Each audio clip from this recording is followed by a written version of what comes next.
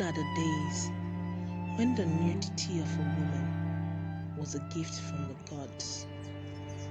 When women were worshipped for being chaste. Today, if she doesn't take off her clothes, someone may rip it off her.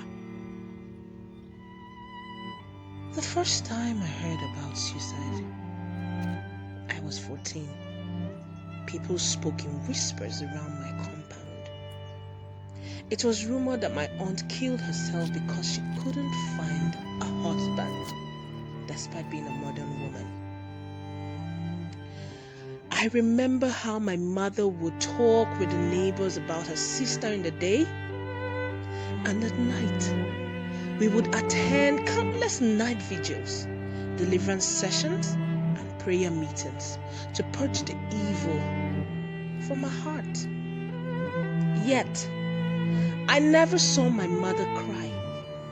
She said it was a taboo to shed tears for people who took their lives voluntarily. So, she couldn't grieve and she couldn't sleep. The only thing she could find the strength to do was beating her 6 daughters. I took the most beating. Why? Because I resembled my aunt. I hated to look like someone who could commit suicide. I hated myself so much I would do the opposite of how people described her to me, I wore big clothes, had my hair shaved, and followed mother to all the salvation services, but that didn't save me still. Just when I thought I was beginning to find acceptance, I was raped. My spiritual leader walked in on his son, raping me. I thought help had come, so I reached out my hand for help. But he stared at me with condemnation. I felt useless, powerless, hopeless. The kind of stare I see on people's faces today. They paid my family a visit and called it too much exposure of the young ones to the things of this world. They convinced us to let it die a natural death and asked me to forget about it and not let it happen again. Really?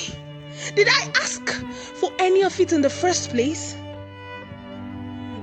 While I watched our spiritual leader blame the devil, I watched my mother apportion some blames to herself and me. Finally, everyone agreed to blame the devil. And then, a week-long fasting and prayer was declared in my house. My predator successfully penetrated the only threshold where I felt protected. While I watched my family cower under faith, I was ashamed. I felt cursed. I wondered whose sins I was paying for, mine or my dead aunt's. I am dying to feel anything other than shame and hate.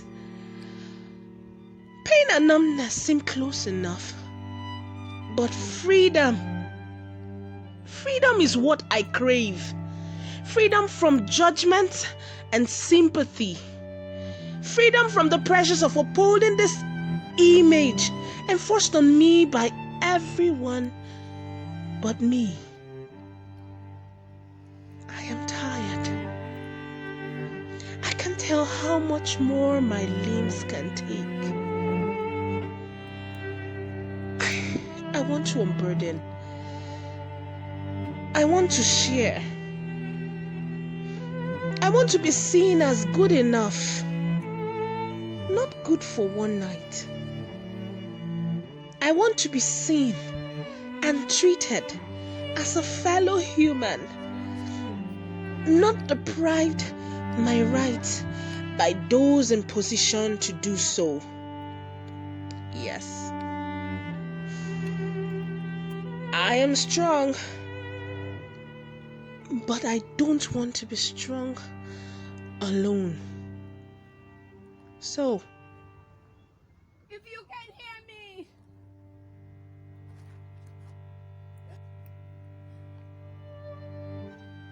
take my hand.